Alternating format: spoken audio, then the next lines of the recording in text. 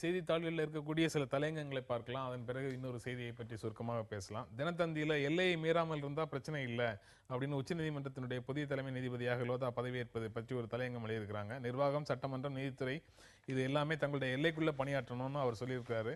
அந்த ஆலோசனையை பின்பற்றி வீணான உராய்வுகளும் உரசல்களும் இல்லாமல் இருந்தால் ஆரோக்கியமான ஜனநாயகம் தலைக்கும் அப்படின்னு தினத்தந்தி தலையங்கம் எழுதியிருக்குது.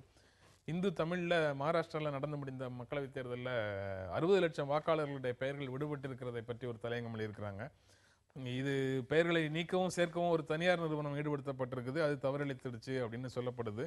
இதை சரிபார்த்திருக்க வேண்டிய அதிகாரிகளின் அலட்சியம் அல்லது சதிதான் இதுக்கு காரணமாக இருக்க முடியும். இந்த தவறை செய்தவர்களை தண்டித்தால் தான் தேர்தல் ஆணையம் நம்பகத்தன்மை பெறும்னு இந்து தமிழ் தலையங்கம் எழுதியிருக்குது. டைம்ஸ் ஆஃப் இந்தியா தேர்தல் முடிவுகளுக்கு பிறகு ஏற்படக்கூடிய கூட்டணி மாற்றங்களை பற்றி ஒரு தலையங்கம் இருக்கிறாங்க. பிஜேபி இல்லாத கூட்டணி அரசுக்கு ஆதரவு தருவோம்னு காங்கிரஸ் கூறியிருக்கிறதுலேருந்து தன் தலைமையில் ஆட்சி அமைக்கும் நம்பிக்கையை அது இழந்து விட்டது அப்படின்னு டைம்ஸ் ஆஃப் இந்தியா சொல்லுது. 96 நடந்தது போல ஒரு காட்சியை காங்கிரஸ் எதிர்பார்க்கிறது. பிஜேபியும் தன்னுடைய பெரும்பான்மையை கூட்டுறதுக்கு முயற்சிகள் எடுக்கும். அதிமுக, திரிணாமுல் காங்கிரஸ் இந்த ரெண்டையும் மோடி இப்போ தாக்கி பேசினாலும் தேர்தல் முடிவுகளுக்கு பிறகு மென்மையாகி விடுவார் அப்படின்னு டைம்ஸ் ஆஃப் இந்தியா குறிப்பிடுறாங்க. டெக்கான் கிரானிக்கலில் மத்திய நிதியமைச்சர் சிதம்பரத்தினுடைய தற்போதைய அரசியல் பற்றி தலையங்கள் இருக்கிறாங்க. எதிரணி தலைவர்களுக்கு பதில் கூறும் அரசியல் விவாதங்களை நடத்திட்டு இருந்தவர் இப்போ அரசியல் விமர்சகர் ஆயிட்டாருன்னு டெக்கான் கிரானிக்கல் அவரை பற்றி குறிப்பிடுது. இந்தியன் எக்ஸ்பிரஸில் பிரியங்கா காந்தி, நரேந்திர மோடி ஆகியோருடைய கடுமையான பிரச்சார மோதல் பற்றி தலையங்கள் இருக்கிறாங்க. பிரியங்காவின் கணவர் ராபர்ட் வதேரா மேலே நில ஊழல் புகார்களை பிஜேபி சொல்லுது.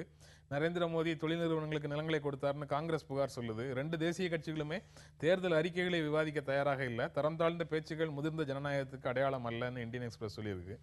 இது தவிர தினமணியில் காங்கிரஸ் ஒரு ஏமாற்று கட்சின்னு நரேந்திர மோடியினுடைய பேச்சை பற்றி ஒரு செய்தி போட்டிருக்கிறாங்க. காங்கிரஸை ஒரு ஏமாற்று கட்சி அப்படின்னு நேரடியாக நரேந்திர மோடி குற்றம் சாட்டி பேசுறாரு. அதுக்கு என்ன பதில் சொல்ல விரும்புறீங்க நீங்க? அவர் தேர்தல் நேரத்தில் ஏதாவது சொல்லணும் அதுக்காக சொல்லிட்டு இருக்காரு. அதை தாண்டி அதுக்கு ஒரு பெரிய முக்கியத்துவம் இருக்கதான் நினைக்கல. நரேந்திர மோடி காங்கிரஸை பற்றி குற்றம் சொல்லி விரலை நீட்டுகிற போது ஒற்றை விரல் காங்கிரஸை நோக்கி இருக்கிறது, மற்ற 3-4 விரலும் அவரை நோக்கித்தான் இருக்கிறது என்பதை அவர் முதல்ல புரிஞ்சுக்கணும். அவர் என்ன குற்றச்சாட்டுகளை சொன்னாரோ அவர் சொல்றாரு, வதேராவை பற்றி சொல்றாரு, நிலத்தை அவர் குறைந்த விலைக்கு வாங்கினாருன்னு சொல்லி. இவர் மேலேயே அங்கே இருக்கிற குற்றச்சாட்டே மிகப்பெரிய குற்றச்சாட்டே குஜராத்தில் அதுதான். அதுக்காக தான் நான் நியாயம் சொல்ல வரல. நான் என்ன சொல்லுகிறேன், இவர் வாங்கினதாக இல்லை, இவருக்கு மேல உள்ள குற்றச்சாட்டு கொடுத்ததாக தான். அதான் கொடுத்தது என்பது என்ன, கொடுத்தது வாங்குவதற்கான கொடுக்கிறது. கொடுப்பது என்பதே வாங்குவதற்கு தான். கொடுப்பது வெளிப்படையா தெரியும், வாங்குறது வெளிப்படையா தெரியாது. 1000 ரூபாய்க்கு நிலத்தை வாங்கி 1 ரூபாய்க்கு கொடுத்தாக்க அதுக்கு பேர் என்ன அர்த்தம்? மக்களுடைய பணத்தை வாரி இறைச்சிட்டு அதை வேறு விதமா கிக் பேக் வாங்கிக்கிறதானே. காங்கிரஸோட தேர்தல் அறிக்கை ஒரு ஏமாற்று பத்திரம் அப்படின்னு சொன்னா கரெக்ட். ஏன் ஆதாரங்களோட நான் இதை சொல்லுகிறேன். 2009 தேர்தல் அறிக்கையில் நாங்கள் ஆட்சிக்கு வந்தால் 100 நாட்களில் விலைவாசியை குறைப்போம்னு சொன்னாங்க. நடந்ததா? இரண்டாவது, நாங்கள் ஆட்சிக்கு வந்தால் 100 நாட்களில் நாங்கள் வெளிநாட்டில் இருக்கின்ற கருப்பு பணத்தை கொண்டு வருவோம்னு சொன்னாங்க.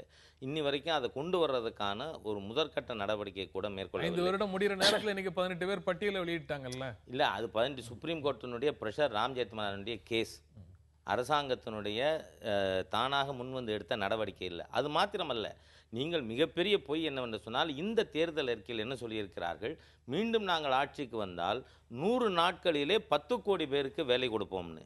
இவர்கள் இருந்த 10 ஆண்டு காலத்தில் கொடுத்தது 20 லட்சம் பேருக்கு புதிய வேலை வாய்ப்பு.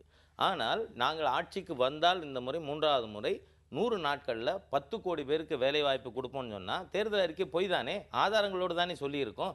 ஆகவே காங்கிரசுடைய தேர்தல் அறிக்கை எவ்வளவு தூரம் மக்களை ஏமாற்றுவதற்காக பொய்களை சொல்லுகின்ற ஒரு ஆவணமாக இருக்கிறது என்பதை மோடி அவர்கள் தெரிவித்திருக்கிறார். என்ன தப்பு? அதோடு மட்டுமில்லை, திரு வேலுச்சாமி அவர்கள் சொன்னதில் குஜராத்தில் அடானி குரூப்புக்கு நிலங்கள் கொடுத்தது பூரா 85லேருந்து 95க்கு உள்ள, அதைத்தான் ராகுல் காந்தி யார் செஞ்சதுன்னே தெரியாமல் கொடுத்துருக்கிறது.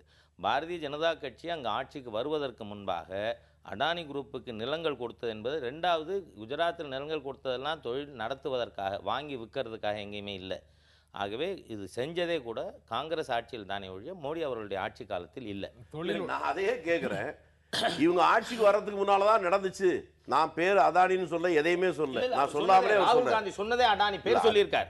அதைத்தான் நான் சொல்றது என்னன்னா, அப்படி ஒரு மிகப்பெரிய ஊழல் நடந்திருந்தா ஏன் நீங்க 10 வருஷம் நடவடிக்கை எடுத்துக்கலாமே, ஏன் எடுக்கல? ஐயோ நீங்க பாருங்க, இவ தேர்தல் அறிக்கையில காங்கிரஸ் ஏமாத்துகிறதுல இல்லாத ஒன்றை பொருளாதாரத்திற்கும் வாழ்க்கையுடைய மேம்பாட்டுக்காக தேசத்தினுடைய பெருமைக்காகவும் திட்டங்கள் போடுகிற போது முன்பின்னா இருக்கும்.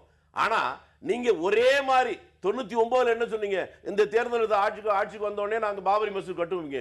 இந்த தேர்தலையும் அதே தான் சொல்றீங்க. ஒவ்வொரு தேர்தலுக்கும் ஆட்சிக்கு வருகிற வரை நீங்கள் பேசுவதற்கும் ஆட்சிக்கு வந்ததுக்கு கவலையே பட வேண்டாம். இந்த முறை கட்டியே விடுவோம், ஒன்னும் கவலைப்படாதீங்க, நிச்சயமா கட்டுவோம். இத கொஞ்சம் நல்லா விவரமா சொல்லுங்க. நல்ல விவரமா சொல்றேன். ஏனென்றால் ஏற்கனவே கோர்ட்ல 3/2 பங்கு இந்துக்களுக்கு சொந்தம் என்றும், அது முஸ்லீம் நீதிபதி உட்பட 3 பேரும் சேர்ந்து இது கோவிலை இடித்துத்தான் அதிலே மசூதி கோவிலை இடித்துத்தான் மசூதி கட்டினார் என்றும் தீர்ப்பே இருக்கு. இதுவரை பிஜேபி சொன்னதெல்லாம் உண்மை என்று நீதிமன்றத்தில் நிரூபிக்கப்பட்டிருக்கு. சோ யூ டோன்ட் வரி, நிச்சயமா கட்டுவோம். அரசமைப்பு சட்டத்திற்கு உட்பட்டு கோயில் ஆமா, ஏன்னா கோர்ட்ல இருக்கு தீர்ப்பு. இல்ல 99 அதே சொன்னாங்க வார்த்தை. அது நேத்து ஒரு பேச்சு, இன்னைக்கு ஒரு பேச்சு கிடையாது. ஒவ்வொரு தேர்தலையும் ஆட்சிக்கு வருவதற்கு முன்னால சொல்லுவாங்க. நீங்க ரொம்ப கவலைப்படாதீங்க, அது நீங்க நாங்க சட்டப்படி நிச்சயமாக கட்டி முடிப்போம். கவலைப்படுறேன், கவலை நாட்டு மக்களுக்குள்ள வந்திருக்கு. இல்ல மக்கள் கவலை இல்ல. பின்னால நீங்க கவலைப்பட போறீங்க. இல்ல பிஜேபி ஆதரவாளர்கள் அல்லது ராம பக்தர்கள் நிச்சயமா தெளிவா இருக்காங்க. அது சட்டத்திற்கு உட்பட்டே கட்டி முடிக்கப்படும். ஏங்க நாங்களும் ராம பக்தர்கள் தாங்க. ராமனை தெய்வமாக நினைக்கிற நாங்க வருத்தப்படுறோம். தெய்வத்தின் பெயரால் மக்களை நீங்க வதைக்கிறீங்க. இந்த நாட்டுல காங்கிரஸ் வந்ததிலிருந்து இந்துக்கள் 2ஆம் தர குடிமக்களா சட்ட ரீதியா நடத்தி கொண்டு இருக்கு. நாங்களும் இந்து தாங்க. நாங்க என்னமோ இஸ்லாமாபாத்ல இருந்து நாங்க வரலையே. இல்ல நீங்க வாக்கு வங்கிக்காக பெரும்பான்மை சமுதாயத்தை தண்டிப்பவர்கள் நீங்கள். அதான் நீங்க பேசாதீங்க. என்னால 1000 உதாரணங்கள் காட்ட முடியும். அரசியல் சட்டமே இந்துக்களுக்கு விரோதமானதாக பல ஷரத்துகள் இருக்கு. ஆட்சியில் இருக்கிற நாங்க ஆனா பேசாதீங்கன்னு சொல்ற அளவுக்கு எங்களுக்கு நாங்க இன்னும் அந்த இடத்துக்குலாம் வரல. நம்ம தொடர்ந்து பேசலாம், ஒரு இடைவேளைக்கு அப்புறம் நம்ம தொடர்ந்து பேசலாம்.